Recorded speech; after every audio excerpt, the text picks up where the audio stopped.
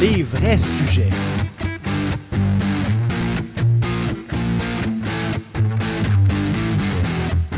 Les vraies questions.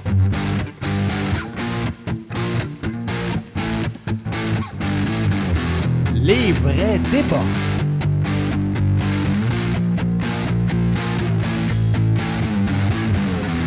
Les vraies affaires. Hey, salut, c'est Julien Mercure. Et Philippe Rioux. Bienvenue aux Vraies Affaires, cette émission du 11 juillet 2014. On va commencer tout de suite avec le sujet de l'actualité, dans l'actualité québécoise présentement, le docteur Bolduc. Et puis, je dis docteur et non pas le ministre Bolduc ou bien le député Bolduc, parce que là, on s'en attaque, on se concentre sur son travail de député, de médecin. Donc, écoute, peux-tu nous faire un petit résumé de la situation?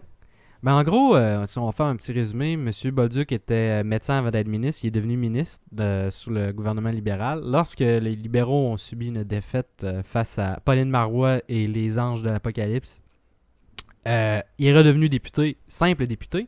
Et il s'est dit, ben là, écoute, j'ai du temps libre devant moi, ce qui est pas nécessairement faux, dépendamment de qui est-ce que tu représentes. Du temps libre relatif, on s'entend, parce que selon la définition de qu'est-ce qu'un député, c'est censé être une job à temps plein.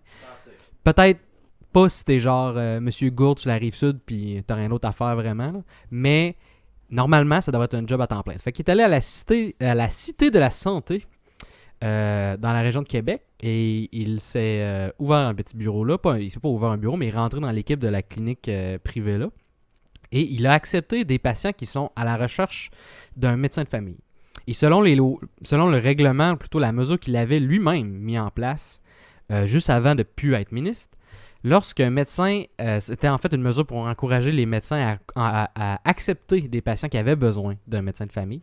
Lorsqu'un médecin de famille ajoutait un patient à sa liste qui avait besoin d'un médecin de famille, il leur donnait une espèce de bonus. Donc, il a mis sur sa liste 1600 patients, fois le bonus, qui était, je ne sais plus exactement du chiffre, mais en gros, ça l'a donné 215 000 $ en un an, essentiellement, là. Un peu plus qu'un an, pour la prise en charge, quote, de ces patients-là. Et puis, ces patients-là qui, ultimement, ont été un peu réabandonnés par la suite, maintenant qu'il est devenu ministre et qu'il n'a, cette fois-ci, plus le temps, vraiment, là, de s'occuper de ces patients. Ça, c'est encore, techniquement, la faute à Pauline Marois, là, pour ces patients-là. Ouais, elle a le dos large, Pauline Marois. Non, mais quand même. On peut s'en revenir de bord, puis on peut toujours dire c'est la faute à Pauline. Anyway, ça fait plusieurs semaines qu'on l'entend pas. Donc, elle n'a pas l'air intéressée à sortir sur la voie publique et à venir se défendre un petit peu quand on lui donne des choses sur le dos. Mais donc, lui, ça lui a fait son salaire de député, son salaire de médecin omnipraticien bien normal, tu sais, et 200 quelques mille de primes, donc de 450 000. Moi, ce qui m'énerve là-dedans, c'est pas nécessaire, c'est le 1600 nouveaux patients. Je veux dire, c'est un chiffre qui correspond à quelqu'un qui veut se faire de l'argent par ce principe-là, plus que de prendre vraiment de nouveaux patients. Exactement. Si tu te demandes, si tu étais à la place de M. Bolduc et t'étais redevenu simple député, tu te disais, comment je peux faire le plus de cash possible si tu fais ce qu'il a fait? Parce que si c'était... On ne veut pas dire qu'il a nécessairement pensé à ça, mais disons que l'adéquation est un petit peu louche. Parce que, tu sais, quand tu regardes la conférence de presse qu'il a dit, puis il avait quasiment le moton dans la gorge, puis comment il disait que c'était un passionné, puis que lui, il travaillait 7 jours semaine, des journées de 18 heures quasiment, quand on l'écoute comme ça. Si c'était vraiment ça, ça leur aurait donné un chiffre un peu moins de quand même. Ça aurait été juste dit, écoutez, regarde, j'ai fait quelques centaines de nouveaux patients, je les ai pris parce que j'étais redevenu médecin, puis je me suis dit, c'est moi-même comme ministre de la Santé qui a mis en place un incitatif pour essayer que les médecins aient plus de patients, puis qu'il y ait plus de familles québécoises qui aient un médecin de famille. Fait que je vais faire ma part, puis je vais en prendre plus. Mais 1600, là, c'est une passe de cash. Je m'excuse, mais... Tu ne peux pas... Ça ne peut pas être crédible de dire j'ai pris autant de patients. Puis tu sais, je les aurais... Mettons ça à l'envers. S'il n'y aurait pas eu de bonus, penses-tu qu'il aurait pris 1600 patients? No way. Ou surtout, mettons ça dans une autre situation, s'il ne redevenait pas ministre de la Santé à l'élection suivante, penses-tu vraiment qu'il aurait été capable, avec son travail de député, parce qu'il serait probablement resté député, d'effectuer un suivi à titre de médecin de famille pour 1600 nouveaux patients, plus ces patients qu'il y avait avant aussi? J'ai bien beau croire que tu peux travailler 7 jours semaine à 20 heures par jour. Mettons que c'est possible. Ça rentre pas, là. Non. Parce que ton bureau de député, des fois, il va être vide. Puis tes comités sur lesquels tu travailles, il me semble que tu vas être moins là un peu à l'Assemblée nationale. c'est ça qui m'énerve, parce que, OK, de faire l'argent, au pire, c'est une passe de cash. Regarde, il a vu un loop, il l'a fait. C'est légal, c'est moral. Mais regarde, c'est légal, mettons, plus que moral. Mais regardons qu'est-ce qu'il a fait. C'est là-dessus qu'il faut se concentrer. C'est pour éviter ces situations-là, puis voir comment qu'un pur incitatif d'argent peut créer des situations comme ça. T'sais, régler pour le problème des médecins de famille, ça fait un lien un peu avec une conversation qu'on a déjà eue. Régler des problèmes dans la santé en dompant juste plus d'argent, dans tous les sens, c'est pas une solution. Ça peut être une solution, mais il faut que ce soit pensé de façon beaucoup plus globale. Puis s'il y a bien quelqu'un qui n'a pas eu une pensée globale dans toute cette histoire-là, c'est bien M. Bolduc. Est-ce qu'on pourrait dire que M. Bolduc, ça semble pas être un excellent politicien au sens large? Ben non. Ben, je pense qu'il a raison qu'il est probablement un meilleur médecin qu'un politicien. Mais tu sais, il faut pas, comme tu as dit, il faut pas nécessairement attaquer le désir d'aider le monde de M. Bolduc. Mais tu sais, en même temps, il a carrément pris la décision qu'il allait, disons, remplir ses deux objectifs. D'avoir plein de cash et d'aider du monde. Et il aurait pu s'en priver d'un petit peu d'un côté, là. Parce que, tu sais, si c'est vraiment pour régler un problème de prise en charge de patients, s'il pensait réalistement rester en politique pour un moindre temps, s'il n'avait pas l'intention de démissionner de son poste de député, c'est irresponsable de prendre autant de patients aussi vite, là. Ça ne fait pas de sens. Tu es incapable de leur fournir un service adéquat pour être appelé leur médecin de famille. Et donc, s'il n'avait pas l'intention de démissionner, qu'il y avait une chance non nulle qu'il redevienne ministre, ou qu'il pensait qu'il pourrait peut-être redevenir ministre, il a redompé 1600 patients du système public dans la main de d'autres médecins. Est-ce qu'il a réglé quoi que ce soit? Absolument pas. Il a le pelleté problème un an en avant. C'est ça. Fait que la seule chose qui s'est passée, là, c'est qu'il y a 215 000... Pas la seule chose, là, mais une des grosses choses qui s'est passée, c'est qu'il y a 215 000 $ de l'État québécois qui est passé de l'État québécois à ses poches à lui. Et en fait, là, s'il avait l'intention de garder son travail de omnipraticien et donc son salaire, plus s'il avait l'intention de participer à l'effort collectif de guerre et à prendre des nouveaux patients pour qu'il y ait plus de gens qui aient des médecins de famille, il aurait pu, et je sais que c'est peut-être pas juste de s'attendre de quelqu'un qui fasse ça, mais il aurait pu proposer de renoncer à son salaire de député. Je veux dire, il aurait très bien vécu... Il aurait pu faire 12 000 affaires, là. Il aurait très bien vécu avec son salaire de médecin, puis ses primes, même ses 200 000 quelques piastres. Mettons qu'il avait dit, moi cette année, je prends des nouveaux patients. Puis oui, je vais les aider, puis tu sais, tout ça. Fait que mon salaire de député, considérant que je risque de faire la job aux 3/4, parce que j'aurai pas beaucoup de temps, ben je vais laisser faire mon salaire de député. J'aurais plus respecté ça. Je pense que j'aurais moins focusé sur le 200 000 en prime incitative si au moins j'avais remarqué que le gars, il était conscient qu'il pigeait dans 3 enveloppes différentes du même budget, celui de la province, puis il aurait fait hey, au pire, je vais en prendre juste 2 enveloppes. Le salaire des députés, je vais laisser faire. C'est pas fair. En théorie, il a été élu, tous les députés ont leur salaire. Mais on dirait que, sur le plan des apparences en tout cas, ça l'aurait beaucoup aidé. Il a été chanceux. Tu sais, quand on parle d'individus privilégiés, que tu peux mettre si peu d'heures, entre guillemets, et d'avoir autant. Et c'est ce que M. Castonguay, le créateur, écoute, M. Castonguay a demandé à M. Bolduc de démissionner. M. Castonguay, c'est pas n'importe qui, là. C'est pas un ex-ministre péquiste, là. C'est un ex-ministre libéral qui a instauré la RAMQ. T'sais, c'est lui, c'est moralement son bébé, la RAMQ. Lui, et il a vu ça, il a fait genre, wow, t'as agressé sexuellement mon bébé de RAMQ, là. T'es allé, il a dit, t'es allé faire le minimum pour avoir le maximum. Si c'est ça la ligne morale, si c'est ça l'exemple qu'on doit donner dans notre société en tant que ministre, puis d'une équipe qui veut supposément faire balancer le budget, hey, ben mais ça c'était avant, en 2013, les bureaux ne voulaient pas faire balancer le budget, c'est en 2014 qu'ils voulaient faire balancer le budget. C'est vrai, c'est pas grave ça. Tu sais, faire des lois, couper du monde qui n'ont pas rapport à nous autres, coupons les garderies, coupons les infirmières, coupons, je sais pas moi, les policiers, coupons les employés municipaux, c'est correct ça.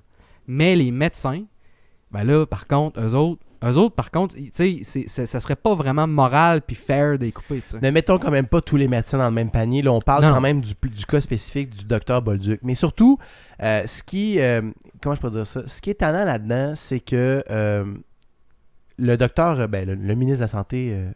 Barrette, est sorti puis il a mis ça sur la faute que les Québécois aiment pas ça, les gens qui travaillent fort. Ouais, on avait un problème avec les gens qui travaillaient fort. Et le problème, c'est que je suis d'accord avec lui, mais ça ne s'applique pas dans le cas du Dr Bolduc. Non, c'est ça. Ce n'est pas une question de travail. Je pense qu'au Québec, on a un problème avec les gens qui travaillent fort. On n'a pas une culture de dire je vais faire du 50, 60, 70 heures par semaine pour faire plus d'argent parce que je veux. On n'a pas une culture qui encourage ça. C'est peut-être bien, on a une société de loisirs un peu, on s'en va vers ça, puis on a des programmes sociaux qui permettent de prendre du temps, la conciliation travail-famille, des vacances, tout ça. C'est pas la France, mais quand même.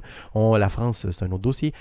Mais c'est pas ça. Et là, le problème, c'est qu'il vient discréditer ce discours-là qui, je pense, mériterait d'être sur la place publique en l'associant au cas du Dr Bolduc, qui est clairement un cas, comme tu l'as exprimé, le minimum pour retirer le maximum. Mais l'affaire avec ça, puis c'est ça le point que je voulais amener, ça m'a pris du temps avant de m'en souvenir, c'est que ça, en fait, c'est le plus petit dénominateur commun. Là.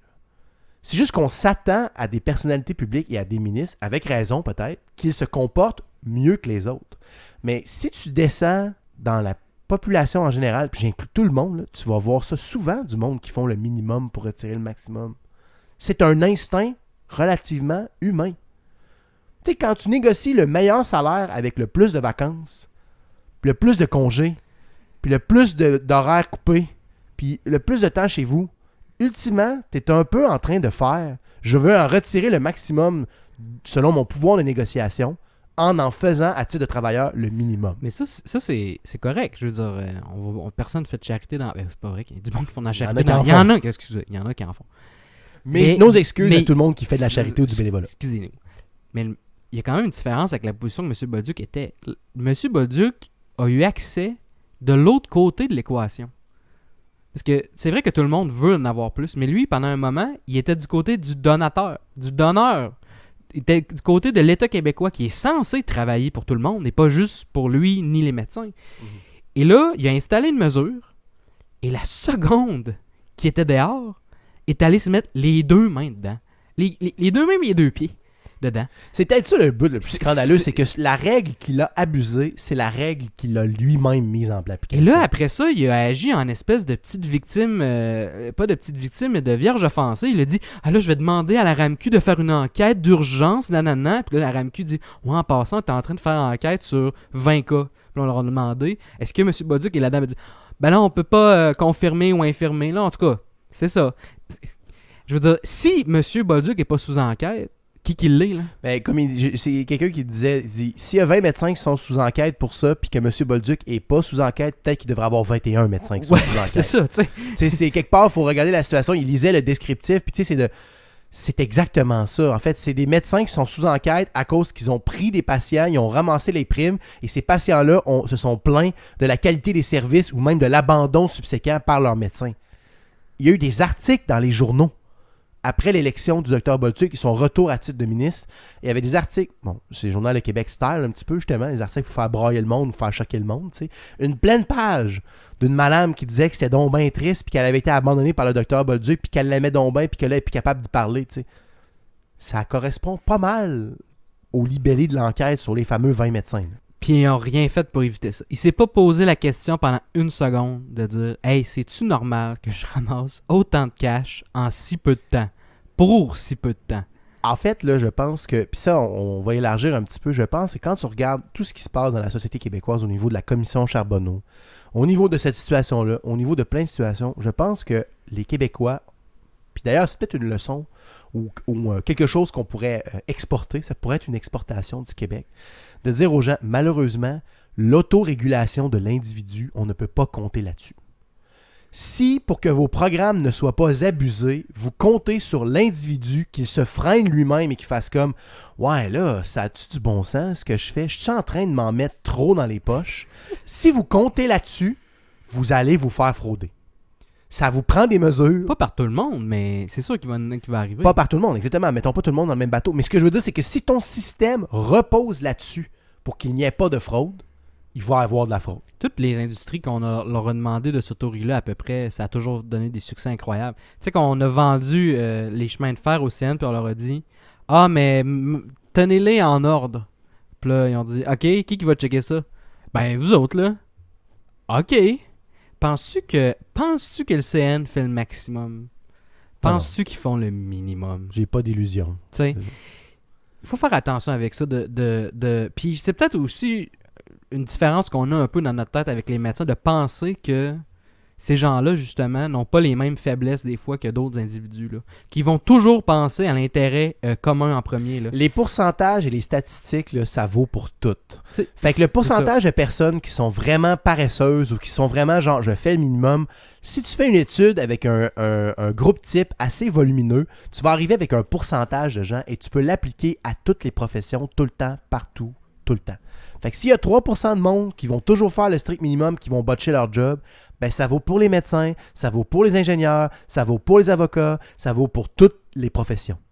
Puis, ça veut pas dire qu'il y en a plus de pourcentage dans les professions qu'on considère plus comme pour la populace ou le monde qui ont moins d'études. Non, non. Des gens qui n'ont pas d'éthique de travail ou des gens qui ont la moralité floue ou grise ou qui n'ont pas nécessairement d'hésitation à hésiter. Puis je dis pas qu'il y en a des milliers puis des millions, mais il y en a et ce n'est pas dicté par la profession qu'ils vont faire. Puis nécessairement. Moi, je commence à en avoir pas mal mon casque quand on déterre les affaires de même, puis que la seule défense que ces individus-là ont, c'est « Ah, mais c'est légal ». Là, ça va faire là, la légalité. Là. Mais tu sais, on est dans la société du triomphe du droit. Oui, c'est sûr. C'est ça, là. Mais si on n'exige que la légalité, c'est pas la finalité de tout. Tu sais, de dire, d'exiger quelque chose de mieux pour les individus, ou exiger un exemple, ou exiger un travail bien fait, ou exiger une rectitude morale, c'est pas du flou, là. C'est pas parce que tu peux pas envoyer la police après quelqu'un qu'il a pas fait quelque chose de répréhensible. Ben en fait, là, il y a probablement plein d'organismes à caractère religieux, par exemple, qui adoreraient entendre ça, parce que quand ces organismes-là, parce que pour eux, la morale ne passe que par la religion, ça, c'est un autre dossier, mais ces gens-là déplorent que par la perte des référents religieux, on perd justement cette espèce de contrepoids au triomphe exclusif du légal, en disant, ouais, mais il y a aussi ce qui est moral ou ce qui est acceptable éthiquement ou ce qui est le bien pour les autres individus avec qui tu vis, puis pour l'avancement de l'homme et l'humanité avec un grand H. Mais le problème, c'est que je pense pas que c'est vers là qu'on s'en va. Parce que la moralité devient tellement éclatée, dans le sens qu'elle a des déclinaisons qui sont très différentes d'un groupe d'individus à un autre, ce qui devient difficile d'avoir une base morale commune. Et la seule base, tranquillement, qu'on a en commun, c'est la légalité. Et tu vas voir ça de plus en plus, je pense. Le concept de dire c'est légal, ben je peux le faire. Il y en a une autre base sur laquelle je pense que M. Bolduc a clairement, disons, échappé, c'est la notion d'efficacité. S'il a vraiment cru dans sa tête un moment que le 215 000 qu'il a eu, c'était la manière la plus efficace, ou disons la plus efficace pour l'État québécois de dépenser 215 000 pour améliorer la condition de santé de la population et ou la condition du système de santé. Je veux dire, là, il ne faut pas nous prendre pour des valises. Là. Non, mais attention, là, le problème de cette situation-là avec le Dr Bolduc, ça soulève plein de questionnements, mais il reste que c'est un cas, je pense, relativement extrême. Il y a plein d'autres choses assez évidentes, plein de questions assez évidentes qui auraient été à poser là-dessus. Maintenant, si ça avait été un ordre de grandeur un peu différent, on aurait pu se poser des questions un petit peu plus théoriques de dire, bon, est-ce que l'incitatif fonctionne? Est-ce que c'est la bonne façon? Tout ça. Mais là, 1600 patients pour 200 000 pendant un an, puis après ça, ils dompent tout en devenant ministre. C'est comme en dehors même pas de la zone d'accès. C'est même pas subtil. Exactement. C'est ça, c'est même pas subtil. C'est comme si tu jouais au Monopoly en passant juste go tout le temps. Tu sais, à un moment donné, c'est quoi tu fais? Tu joues pas, là. Tu fais juste ramasser 200$. Ok, je continue. Ok, 200$. Hey, j'ai gagné, vous avez pas d'argent. Tu sais, toi, tu joues pas, tu fais pas à grille, tu fais juste passer 200$ puis avoir de l'argent. À un moment donné, en plus, je pense que la prime, c'était genre 200$. Fait que, littéralement, c'est... Il a passé go 1600 fois. C'est ça. C'est pas mal ce qu'il a fait. Est-ce que... Là, c'est quoi est-ce qu'il faut qu'il démissionne? C'était ma prochaine question. Est-ce qu'il faut qu'il démissionne? Est-ce que tu embarques sur le même train que M. Castonguay? Parce que M. Castonguay, il est pas juste genre allé dire c'est pas gentil, là. Il est allé mettre son poids moral en tant que personne qui a instauré ce système-là, qui a un respect semi-universel dans la province, en tant que personne qui veut le bien-être de ce système-là et de la population en général. Il a mis ce poids moral-là derrière la notion de tu dois démissionner. Moi, je te dirais... Moi, un premier incontournable, ça serait un remboursement de ça. Un remboursement du 200 000. Moi, je commencerais avec ça. Je sais que tu vas me dire justement que c'est pas le genre de solution qui s'attaque au côté moral du problème. C'est littéralement une solution qui s'attaque juste à dire tu nous as, ouvrez les guillemets, volé, fermez les guillemets, 200 000, ben donne-nous-le, puis au moins déjà on va revenir à la case départ. Ces gens-là, ces 1600 patients-là vont avoir perdu 1 an de leur vie. Ça, Ben, exagérons pas, là. Mais non, mais ils vont avoir perdu 1 an à penser qu'il y avait un médecin de famille avant d'être obligé de tout recommencer la démarche. En Okay? même temps, si j'étais allé à la clinique là-bas, puis on m'a dit tu vas être avec M. Bolduc, je fais comme OK, fait que c'est quoi, ça va pas durer longtemps, ça là, hein? C'est notre belle relation, ça achève déjà. Mais là. c'est tellement un bon médecin, là. Il est tellement bon, tellement fin avec les madames. Mais je commencerai par le remboursement. Je te dirais qu'après ça, qu'il reste député, j'ai pas trop de problème avec ça, parce qu'honnêtement, ce serait pas le député le plus croche qu'on aurait vu rester à l'Assemblée nationale. Mais je pense que il serait démis de ses fonctions au prochain remaniement ministériel. Moi, si j'étais Philippe Couillard, c'est ce dont je discuterais avec lui à porte close. Je dirais, écoute, premièrement, le 200 000, tu leur donnes. Une fois que l'enquête est finie, là, laissons l'enquête se terminer, mais bon, on s'entend. Espérons juste qu'il ait pas, genre, dépensé ça déjà, là. Ben, au pire, il s'endettera pour le rembourser, puis il ferait des paiements mensuels pour le rembourser après à sa banque. Ça, moi, ça me dérange pas. Après ça, je m'assoirais et je dirais, écoute, ça me tente pas d'avoir le scandale d'un ministre qui démissionne dans les 6 premiers mois de mon mandat comme gouvernement majoritaire, mais je vais sûrement faire un remaniement genre à l'automne ou quelque chose comme ça, genre après le premier budget ou quelque chose de même, juste pour tweaker un peu, puis tu seras plus ministre de l'Éducation. Mais comment, je suis d'accord avec ce que tu dis, mais comment tu peux moralement garder un ministre duquel tu as exigé un remboursement de 200 quelques mille dollars parce que nous jugeons collectivement que ce fut un abus d'un système? C'est qu'il y a une question de l'œuf puis la poule. Là. En fait, moi, personnellement, j'exigerais sa démission de ministre et après ça, le 215 000, je le laisserais à sa discrétion en voulant dire c'est ou bien que tu es capable de vivre avec ça puis tu vas vivre avec les conséquences, ou bien que tu le rembourses aussi.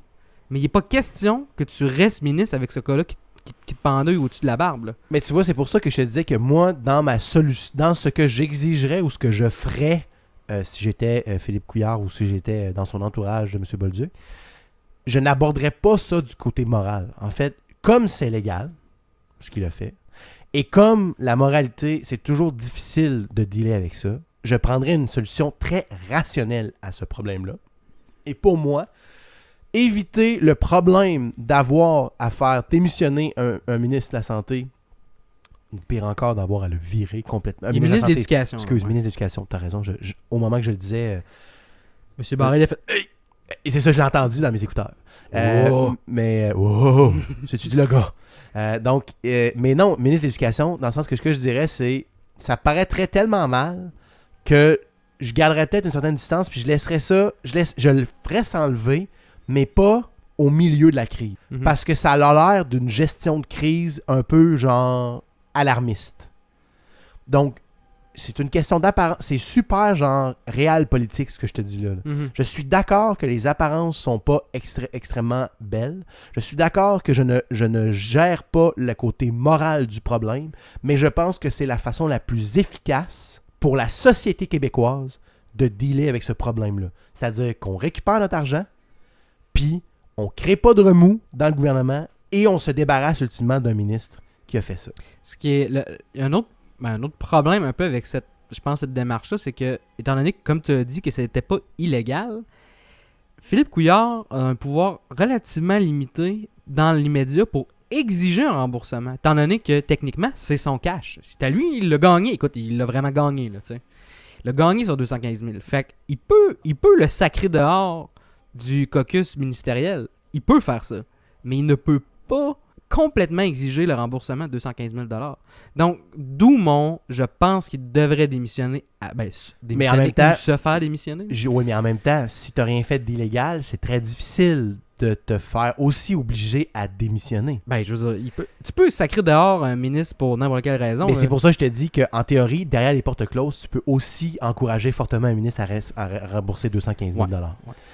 Hey, écoute, breaking news, et ça va nous permettre de changer de sujet. Tony Accurso vient officiellement d'être obligé à comparaître devant la commission Charbonneau en septembre prochain. Wow. Nous allons entendre probablement Tony Accurso faire état de son absence de mémoire pendant plusieurs jours. J'étais trop chaud. Mais donc, écoute, que ce sera quelque chose qui sera à suivre. Ce bateau-là, en j'ai septembre. jamais vu ce bateau-là. Ce bateau-là, quel bateau? Moi, j'ai pas de bateau. J'ai peur de l'eau. J'ai pas. J'ai peur de l'eau. J'aime pas ça. Moi, j'ai juste un Zodiac Force. J'ai pas. Comment il s'appelait son bateau? Tu te souviens-tu? Non, ça m'échappe. En tout cas, je m'en souviens C'était un pas. beau nom, là. Bon, écoute, alors, excuse-moi, là, ça a été comme une breaking news qui est sortie. Je me suis dit que ce serait important d'inclure ça là-dedans parce que, quelque part, la situation du docteur Bolduc, c'est pas de la grosse corruption sale comme ce que la commission Charbonneau met en lumière, mais c'est un peu... Je trouve qu'il y a un tronc commun dans la façon dont le système qui est mis en... Les systèmes de la société québécoise peuvent être abusés. Et je pense que c'est grand temps qu'on se penche là-dessus. La commission Charbonneau c'en est une, mais je pense que cette situation-là du Dr Bolduc en est une autre. Les firmes d'informatique en sont d'autres qu'on pourra aborder à d'autres moments donnés. Fait que je pense que ça va tout un peu dans le même bateau. Quelle blague.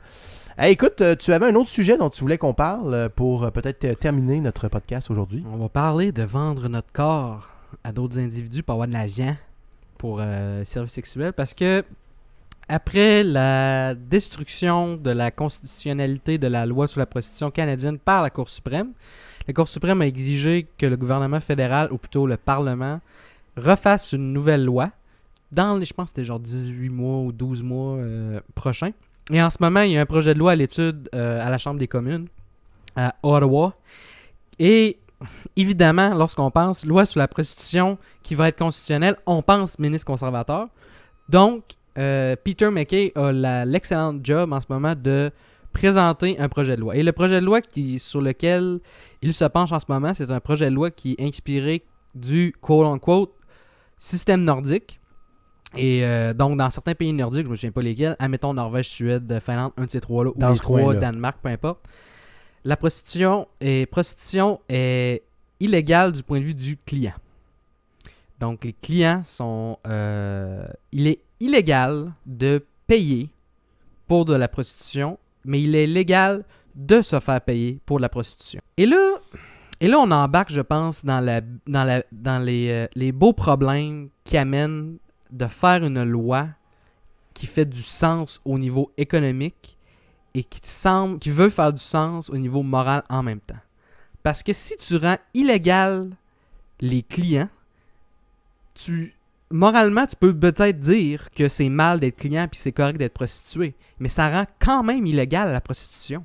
Parce que la prostitution, devinez quoi? Ça implique deux parties. Ouais, c'est aussi s'il y en a un des deux qui est illégal, la business est illégale. Là. C'est aussi nier la réalité. C'est que tu as beau rendre ça illégal, ça va continuer.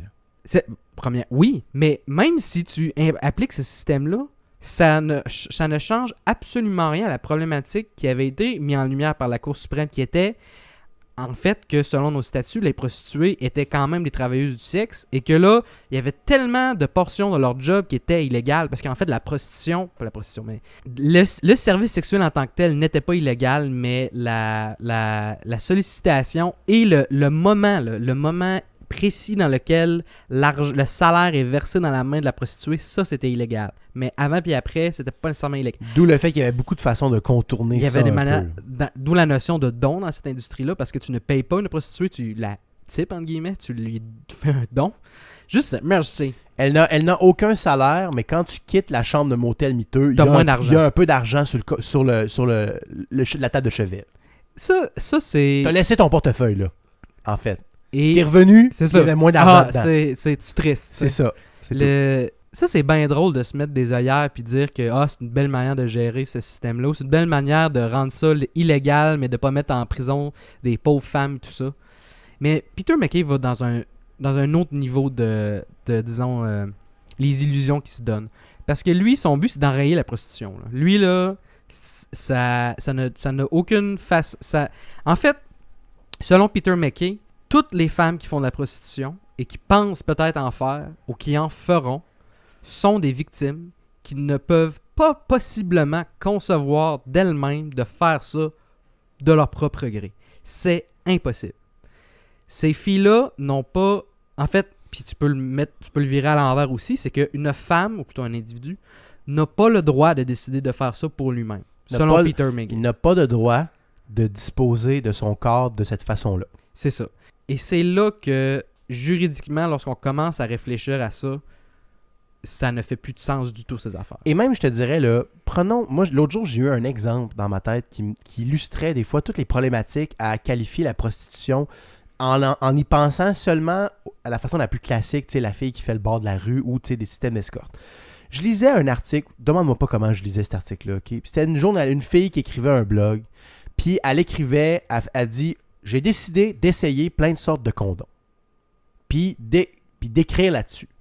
Ça a donné que cette fille-là, elle avait un chum. Puis c'était avec ce chum-là qu'elle essayait. Mais si la fille, elle décide, moi, je me fais des one night, puis je demande à des gars de porter des condoms différents, puis j'écris là-dessus, puis je suis payé pour écrire là-dessus.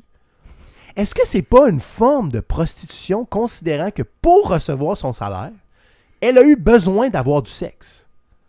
Elle n'a pas été payée pour le sexe comme tel, mais elle a disposé de son corps afin d'avoir une rémunération plus haute que, mettons, les autres sujets sur lesquels elle aurait pu bloguer normalement. C'est une forme de prostitution. Tu peux prendre deux individus. Toi, t'es un tierce partie. Là. Toi, t'as de l'argent, puis t'as une caméra. Tu peux payer deux individus différents, un homme puis une femme, deux hommes, deux femmes, whatever. Leur donner un montant d'argent. Leur donner de l'argent à chacun. Leur exiger, selon un format contractuel, que cet argent-là va se faire selon, plutôt en demande d'un service sexuel entre eux autres. Tu vas filmer ça, tu vas vendre ça sur Internet ou dans un magazine, peu importe. Et ça s'appelle de la prostitution. Pas de la prostitution. Ça s'appelle de la pornographie. Et ça, c'est complètement correct. Ça, c'est bien correct. Il n'y en a pas de problème. Peter McKay avait peut-être bien des magazines quand il était hun chez eux. Ça, c'est correct. Ça, là, aucun problème là-dessus. Mais que deux personnes consentantes... Enlève la caméra. Là, c'est fini. Là c'est complètement immoral. Il faut empêcher ça. C'est la destruction de notre société. Personne n'aura jamais... Et il y a aussi une autre affaire qu'on n'embarque jamais, disons, la discussion. Et c'est quand j'étais encore là, je revenais de Montréal et j'entendais quelqu'un qui avait appelé à la radio qui était un client. Un ex-client, en fait, qui a dit « Moi, pendant un bout, j'avais pas de blonde. » En fait, il y avait eu genre un divorce, entre deux divorces. Plutôt entre son divorce et son nouveau mariage.